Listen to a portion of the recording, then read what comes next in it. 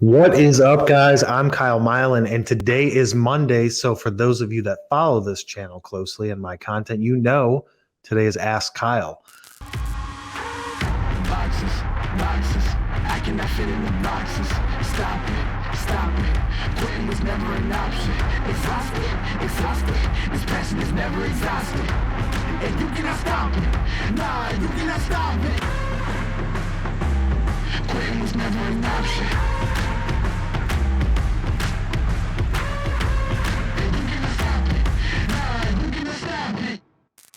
So, we're going to get into the show right now. Did you ever feel intimidated by the sheer amount of annual money that you had to close? I'm fairly new to industrial sales, and it seems like moving from a small pond to the ocean. Did I ever feel intimidated? I feel like when I first got started in industrial sales, in technical sales, it was like we had just lost 30% of our revenue at the first company I worked at. And the owner's like, all right, we just lost, like, I forget what it was, like $5-6 million, something like that. And I needed to go out and replace it. That was a bit intimidating. It was right when the economy was going into a recession. So I had to do with the automotive industry tanking back in the mid 2000s. So yes, it was intimidating at first because I was brand new to it. But all you have to do is look at it from a standpoint like, look, if you work for a $20 million a year company, you bringing in $1 million, $2 million worth of business is not a huge deal, right? If you look at the overall scope and the scale that your current employer has. Now, if you're working for a $2 million a year company and they want to go from 2 to 4, that can be intimidating. But what you have to look at is just break it down to like, look, I know that I can't put all my eggs in one basket. This isn't going to come from a single deal. This is going to be a compilation of multiple deals, multiple opportunities. So it doesn't matter what the goal is, whether the goal is 2 million, 20 million, $200,000. You just have to look at how much work do you have to put into it. Whatever you think the amount of work you have to put into it, you can multiply it by 10 because it's going to have to be way more than that. People usually underestimate that. They usually go into it and being like, I only have to do this much, but at the end of the day, they get halfway through the year, they're not reaching their goals, they're not where they should be. And they're like, shoot, I got to step it up. And they get into Q3, Q4, and they're like, I really got to step it up to try and hit these numbers by the end of the year.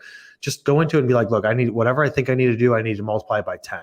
So if I think I need to make 50 phone calls a week to reach this goal, and you could just break it down simple math, right? You're going to say each deal is worth X amount of dollars, potential X amount of dollars on average. It takes me this many people to get an opportunity, and just go through the math and look at like, what's my close percentage? What's my from a marketing qualified lead, MQL or SQL, sales qualified lead, to an actual customer? How many people do I have to talk to before I get a quote opportunity? Once I get in the quote opportunity, how many people do I have to have in the quote funnel and the quote process to then close a deal? What's my close rate?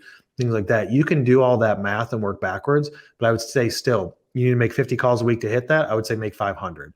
You need to send out 20 emails. I would say 200. You need to connect to 1,000 people on LinkedIn. Try and connect with 20,000 people. Nothing bad is going to come from you 10xing the amount of work that you have to put in to get that end goal. You're going to work harder. You're going to have more volume, more activity, and hopefully you're going to surprise yourself and surprise your bosses. Like, I've been doing this and I was trying to get 2 million in revenue and I ended up getting like 14 million in revenue.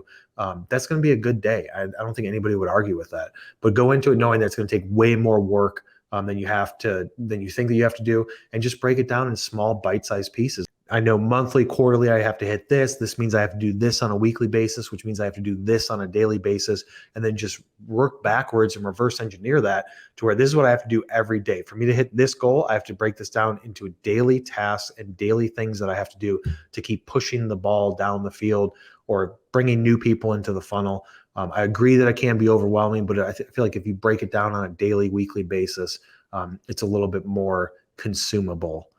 Would you recommend using LinkedIn prospecting for all my non-local pipeline building? If not, how much of the traditional approach should I utilize? I would say LinkedIn prospecting should be used for non-local, local, pretty much everybody under the sun.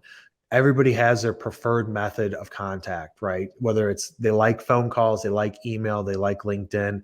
And by like, I mean you can get a hold of them on that platform. But I would hit everybody in all means.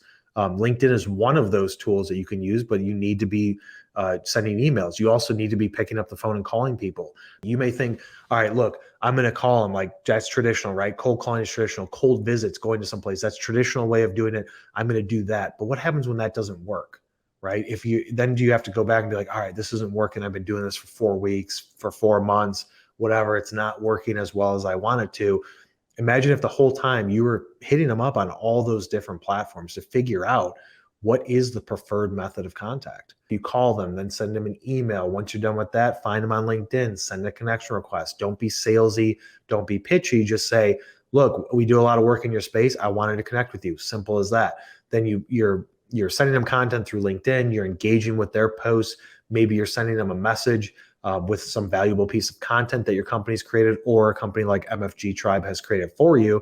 You're sending that to them.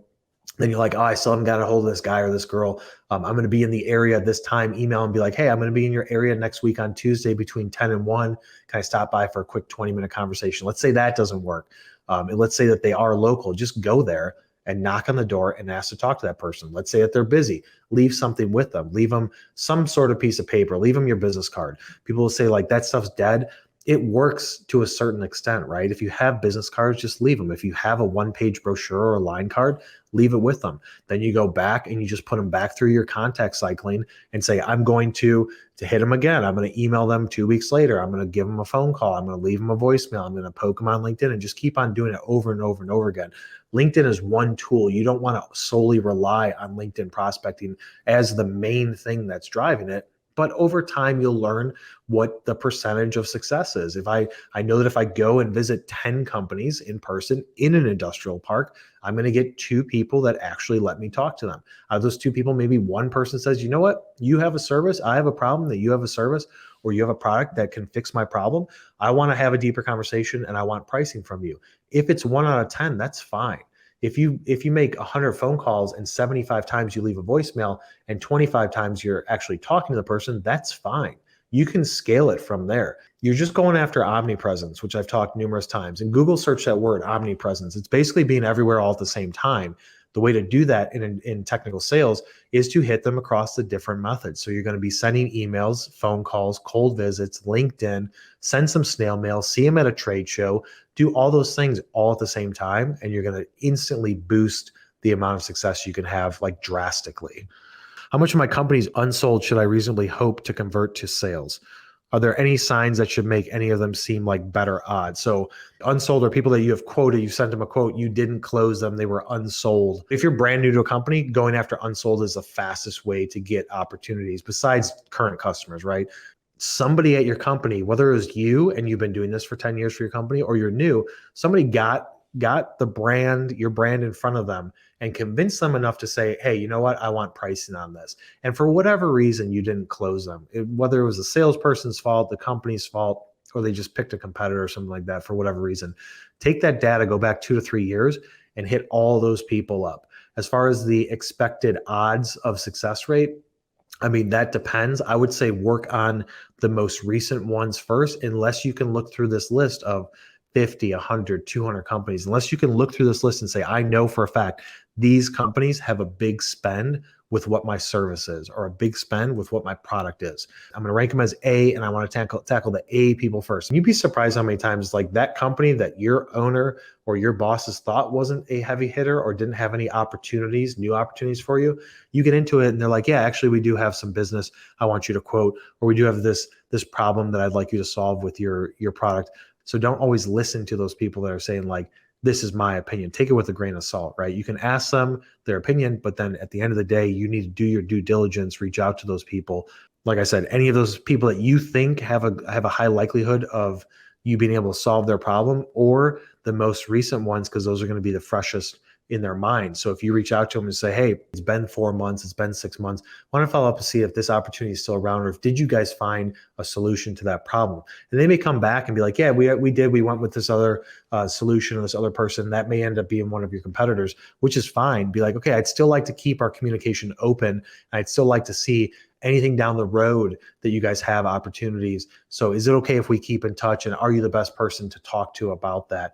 To just open up those lines of communication. Or they may come back and be like, no, you know what? We haven't closed that, but I'm glad you followed up. We just had a meeting about it, whatever, right?